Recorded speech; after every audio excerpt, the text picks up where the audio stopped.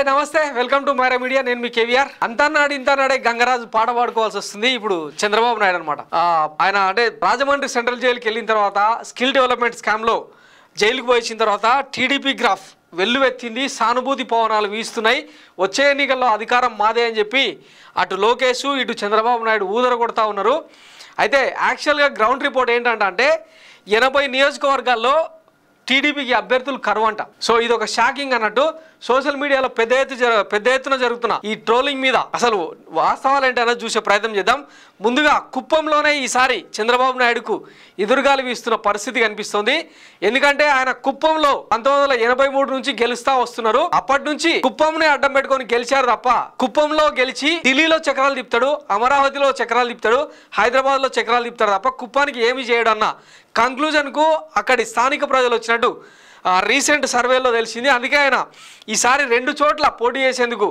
సన్నాహాలు చేసుకుంటున్నారని మనం మైరా మీడియాలో గతంలోనే చెప్పినాం సో కుప్పంలోనే గతి లేదు ఇక మిగతా నియోజకవర్గాల్లో పరిస్థితి ఏందన్నది టీడీపీ ఒక డైలమాలో నెలకొన్న పరిస్థితి అనమాట దీనికి తోడు ఇటు బీజేపీ మరోవైపు జనసేన ఈ 3 పార్టీల మధ్య పొత్తు సీట్ల పంపకాలు చంద్రబాబు నాయుడుకు చరిత్రలో తొలిసారి చాలా హెడేక్ గా మారిన పరిస్థితి కనిపిస్తుంది ఫస్ట్ ఆఫ్ ఆల్ టీడీపీకి అభ్యర్థులు ఎందుకు కరువయ్యారన్నది ఒకసారి చూసే ప్రయత్నం చేద్దాం సోషల్ మీడియాలో కనిపించిన ఒక ఆసక్తికరమైన ట్రోలింగ్ ని మీ ముందర పెడుతున్నా టీడీపీ వాళ్ళు ఒప్పుకోరు కానీ 40% నియోజకవర్గాల్లో బలమైన నాయకత్వం లేదు ఎంతో రాజకీయ చైతన్యం ఉన్న కృష్ణా జిల్లాలోనే 6 చోట్ల బలమైన నాయకత్వం లేదు అసలైతే 7 చోట్ల లేదు కొందరు బాధపడతారని 6తోనే సరిపెట్టా టీడీపీ నాయకులు తయారు చేసే ఫ్యాక్టరీ అని ఫీల్ అవుతూ ఉంటారు కానీ పరిస్థితి ఏమో అట్లా ఉంది గత ఎన్నికల్లో కృష్ణా జిల్లాలో మొత్తం 12 స్థానాలకు గాను 4 స్థానాలు గెలుచుకుందనమాట మొత్తం వైసీపీ హవాలోనే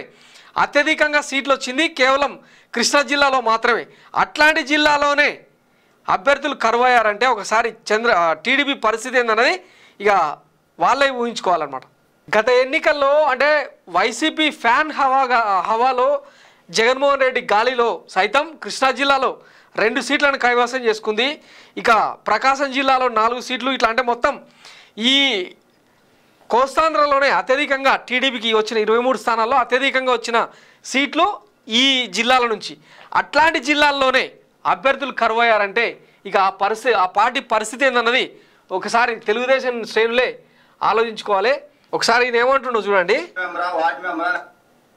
అందరూ నమస్కారం అండి కొలుసు పార్థసారథి గారు టీవీలో జాయిన్ అయ్యారని చెప్పి నేను ఫేస్బుక్ లో పోస్ట్ పెడితే కింద అందరూ వచ్చి అడుగుతున్నారు ఏంటి మీ వార్డు మెంబరా అని అడుగుతున్నారు ఏంటి అబ్బాయి ఇలా అడుగుతున్నారని చెప్పి నాకు డౌట్ వచ్చింది తీరా చూస్తే ఆయన ఒక్కడే వచ్చి జాయిన్ అయ్యాడు అనమాట వైసీపీ నుంచి టీడీపీలో కనీసం వైసీపీ నుంచి టీడీపీలో జాయిన్ అయినప్పుడు 100 మందితోనో 500 మందితోనో ఒక ఎమ్మెల్యే క్యాండిడేట్ అయితే ఇంకా ఎక్కువ మందితోనో జాయిన్ అవ్వాలి కానీ ఒక్కడే వచ్చి జాయిన్ అయ్యాడు ఎన్నల కనీసం వచ్చేటప్పుడు నలుగురిని తన వెంట తీసుకురాలేని వ్యక్తి కూడా ఎమ్మెల్యే అభ్యర్థి అనమాట టీడీపీలో కనీసం 100 మందినో 500 మందినో తీసుకొచ్చి నాయకుల్ని తన అనుచరుల్ని తీసుకొచ్చి టీడీపీలో జాయిన్ చేసి ఏమంటే బోడే ప్రసాద్ గారు ఇదిగోండి మా కార్యకర్తలు ఇన్ని రోజులు నా వెనకాల పనిచేశారు నా కింద పనిచేశారు ఇప్పటి నుంచి తెలుగుదేశం పార్టీ కోసం మీ ఆధ్వర్యంలో పనిచేస్తారని చెప్పేసి చెప్పలేనివాడు కూడా మాకు లీడరు మాకు ఎమ్మెల్యే అభ్యర్థి ఏంటో మాకు ఈ కర్మ ఇది హార్డ్ కోర్ టీడీపీ అభిమానుల పరిస్థితి దీనికి ఏం చెప్తారు బాబు గారు గతంలో అంటే తెలంగాణ నుంచి అంటే రాష్ట్ర విభజన సందర్భంగా కడియం శ్రీహరి పోచారం శ్రీనివాసరెడ్డి రేవంత్ రెడ్డి లాంటి వాళ్ళు చాలామంది తలసాని శ్రీనివాస్ యాదవ్ లాంటి అంటే కీలకమైన నేతలందరూ పార్టీ వదిలేసి కండువా సైకిల్ దిగి వేరే పార్టీలోకి వెళ్ళినప్పుడు తెలుగుదేశం లీడర్ల కార్ఖానా మాకు అంటే సంక్షోభాలు కొత్త కాదు లీడర్లను తయారు చేసుకునే ఫ్యాక్టరీ మాది అని చెప్పి గప్పాలు నరికిండ్రు ఇప్పుడేమో వైసీపీ వదిలేసిన స్క్రాప్ను దాన్ని నెత్తిన పెట్టుకోవడానికి అంటే కళ్ళకద్దుకొని నెత్తిన పెట్టుకోవడానికి అర్రులు చేస్తున్నాడు చంద్రబాబు నాయుడు ఇంతటి దీన స్థితిలో ఇక ఒకసారి మనం డిజిట్స్ కనుక పరిశీలిస్తే చరిత్రలో తొలిసారి అంటే 2019 ఎన్నికల తర్వాత జరిగిన పరిణామం ఏంటంటే లోక్సభలో 1 స్థానం రాజ్యసభలో 0 ఇక ఆంధ్రప్రదేశ్ అసెంబ్లీలో 23 స్థానాల్లో 5గురిని తీసేస్తే అంటే గెలిచి కండువా పక్కన పడేసి సైలెంట్గా ఉంటున్న వాళ్ళు వైసీపీతో టచ్లో ఉన్న వాళ్ళని 5 మందిని తీసేస్తే 18 మంది ఇది చంద్రబాబు పార్టీని నడిపిన తీరు ఒకప్పుడు కేవలం ఉమ్మడి ఆంధ్రప్రదేశ్లో రాజ్యసభలోనే 16కు 16 స్థానాలను గెలుచుకున్న కైవసం చేసుకున్న పార్టీ ఈరోజు 18 స్థానాలకు పడిపోయింది. 41 ఏళ్ల చరిత్రలో, పార్టీ ప్రస్థానంలో, 40 ఇయర్స్ ఇండస్ట్రీ చరిత్రలో ఇది తెలుగుదేశం దుస్థితి అన్నమాట. 80 సీట్లలో అభ్యర్థులే లేరు. మరోవైపు టీడీపీ గెలవబోతుంది, 150 స్థానాలకు పైగా అధికారంలోకి రాబోతుందని చెప్పి మనమే సర్వేలు చేయించుకుంటాం. సి ఓటర్ లాంటి సర్వేలు బయట పెడతారు. అవి ఆంధ్రజ్యోతి, ఈనాడు పేపర్లో వచ్చేస్తారు. వాటి మీద సోషల్ మీడియా పచ్చ బ్యాచ్లలో ట్రెండింగ్ తీసుకొస్తారు. కథం ఇక అంటే డ్రీమ్స్కు పెద్దగా డబ్బులు అవసరం లేదని చెప్పి ఒక సెటైర్ అనమాట. కళలకు కాపీరైట్స్ అవసరం లేదని, క్షేత్రస్థాయిలో పరిస్థితులు ఎట్టున్నాయో గమనించుకోకుండా మీకు మీరే జబ్బలు జరుచుకుంటే సరిపోతుందా అని చెప్పి ఇదంతా.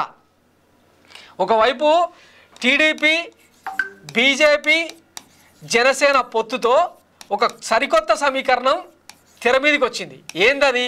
వచ్చే అసెంబ్లీ ఎన్నికల్లో 3 పార్టీలు కలిసి అంటే 7 పార్లమెంట్ నియోజకవర్గాలు ఉన్న ప్రతి దాంట్లో 4 సీట్లలో టీడీపీ పోటీ చేయాలి, 1 సీట్లో బీజేపీ పోటీ చేయాలి, 2 జనసేన. ఈ లెక్కన 100 సీట్లలో టీడీపీకి, 25 సీట్లు బీజేపీకి, 50 సీట్లు జనసేనకు దక్కే అవకాశం ఉందని ఒక సూత్రీకరణ. కొంచెం అటు ఇటు అయినా కూడా మహా అయితే 110 సీట్ల కంటే ఎక్కువ టీడీపీ పోటీ చేసే పరిస్థితి లేదు. గతంలో చెప్తూనే ఉన్నాం కదా, 1999 నుంచి ఈయన పార్టీని హైజాక్ చేసిన దగ్గర నుంచి అప్పట్లో లెఫ్ట్ పార్టీలు, ఆ తర్వాత 2004లో బీజేపీతో, ఆ తర్వాత 1999లో బీజేపీతో, 2004లో బీజేపీతో, 2009లో మహాకూటమి పేరుతో టీఆర్ఎస్ కమ్యూనిస్టు పార్టీలతో, 2014లో మళ్ళా జనసేన పార్టీతో బీజేపీతో కలిసి, 2019లో సొంతంగా అని చెప్పినా కూడా పక్కన జనసేనను ఇంకా మిగతా ప్రతిపక్షాలన్నింటినీ ఒక కూటమిలాగా ఈయననే కట్టించి అదేదో ప్రయత్నం చేసిండు, అటర్ ఫ్లాప్ అయిండు. ఈసారి ఏకంగా అంటే ఇంకా అధికారంలోకి వస్తే తప్ప పార్టీ మనుగడ సాధ్యం కాదని ఏకంగా అటు కాంగ్రెస్తో సంబంధాలు కలుపుకుంటాడు, ఇటు బీజేపీతో సంబంధాలు కలుపుకుంటాడు, జనసేనను జేబులో పెట్టుకొని తిరుగుతాడు, కమ్యూనిస్టు పార్టీలతో పొత్తు అంటాడు. ఇంత దీనస్థితిలో ఉన్న చంద్రబాబు రాష్ట్ర ప్రజలకు ఏం మెసేజ్ ఇద్దామని ఇది ఏమనంటేనేమో కొంతమంది మూర్ఖులు వితండవాదం చేస్తూ ఉంటారు. ఆయన చాణక్యం అవసరం, ఆయన అనుభవం అవసరం. పార్టీనే నడపలేనోడు రాష్ట్రాన్ని ఏం నడుపుతాడు? మీరే డిసైడ్ చేసుకోవాలి. ఇది చంద్రబాబుకు సంబంధించిన టీడీపీ పరిస్థితి, దుస్థితి. ఆ పార్టీకి ఆంధ్రప్రదేశ్లో పట్టిన దుస్థితి. తెలంగాణలో ఆల్రెడీ వాషౌట్ అయిపోయింది. అక్కడ లీడర్ లేడు, క్యాడరు లేదు, సున్నాకు పడిపోయింది. గత ఎన్నికల్లో చూసిరు కదా, 2023 ఎన్నికల్లో కనీసం పోటీ కూడా చేయలే. ఇక ఈ ఎన్నికల్లో కనుక ప్రతిపక్షంలోకి వెళ్ళిపోతే కథంగా జెండా దింపేసుకొని సైకిల్ను షెడ్డుకు పంపించడం మినహా ఇంకా వేరే ఆప్షన్ లేదనమాట. సో ఇది టీడీపీ దుస్థితి. Thanks for watching Myra media. నేను మీ కేవీఆర్.